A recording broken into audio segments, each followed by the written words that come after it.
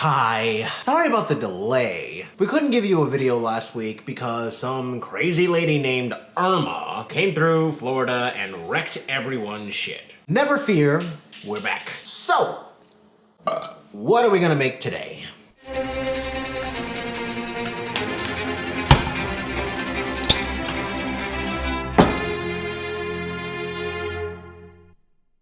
Jiaozi. That's Chinese for dumpling. Dumplings are great. You can serve them as an appetizer, you can eat them as a full meal, or you can even use them to... I have a sword. Can I help you?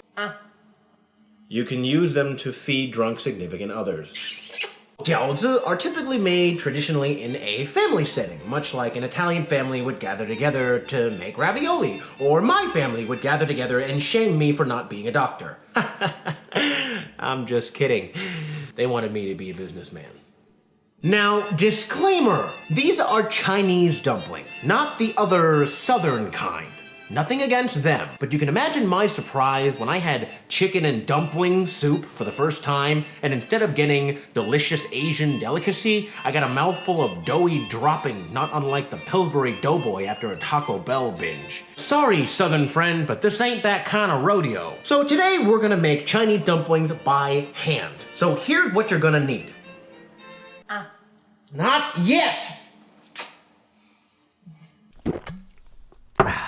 Now these are kind of like the holy grail of Chinese dumpling. Here we have about 1.5 pounds of ground pork. This needs to be the juicy, fat kind. None of this lean crap. I'm talking so fat that Meghan Trainor sings about it in her wet dreams. And 1.5 pounds, 2 pounds of Chinese chives. Chop them up super thin as you can possibly get it. Now we have to wrap it before we cook them. So we have 2 packages of dumpling wrappers. Now, we could make these from scratch, but that's kind of more time-consuming, so we'll save that for a different episode. So, store-bought, just fine. Bam! About 1/4 cup of soy sauce, 2/3 cup of Chinese cooking wine, 3 tablespoons of sesame oil, 1 tablespoon of salt, 1/4 teaspoon of white pepper, and 2/3 cup of water, with some more for later. But you know what? This is in California, so we don't need to worry about running out.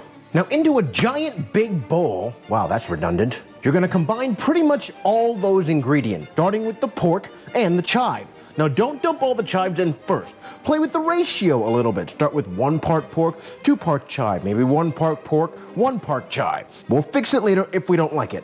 Now you're gonna add all the other things into the mix and, mix very thoroughly. You want this to almost be paste-like.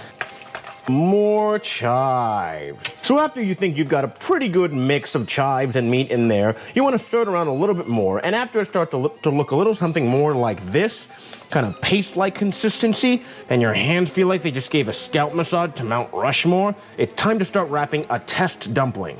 Fill a container with some water. Gently fill a container with some water. Take your dumpling wrapper. You want to put about this much filling right in the middle. If you do more than this, then your dumpling won't close, and then you'll have a bunch of goopy ass mess everywhere, and nobody likes that. Take a little bit of water, dab it around the edges. Foreplay. Take this half and fold it over. Now, if you want to do it the easy way, press to seal all the way across, and drop them into some boiling water. Wait for them to float. See how these are starting to float? Take them out and taste them. So my mix right now is pretty good. If yours need a little bit more salt, soy sauce, chives, whatever, go ahead and add it at this point. But once you get a good enough mix, make the rest of them. Now, once all your dumplings are wrapped, you can cook them in one of 2 ways. The first way is that you can boil them much like you did the test dumpling, and you know that they're gonna be ready when they all float down there. The hell?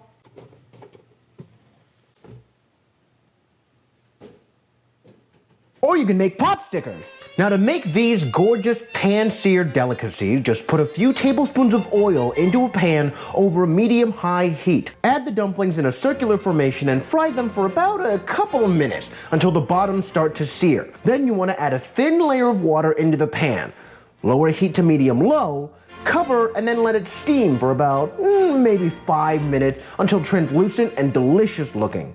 So, there we have it. Homemade Chinese dumplings. Now, if you guys have any suggestions for my next video, or you have any questions, concerns, comments, if you guys make any of this food, hey, let me know how it turns out. Is it awful? Is it great? Let me know. Cool. I will see you next time. Oh, did you want... So, yeah, see you later.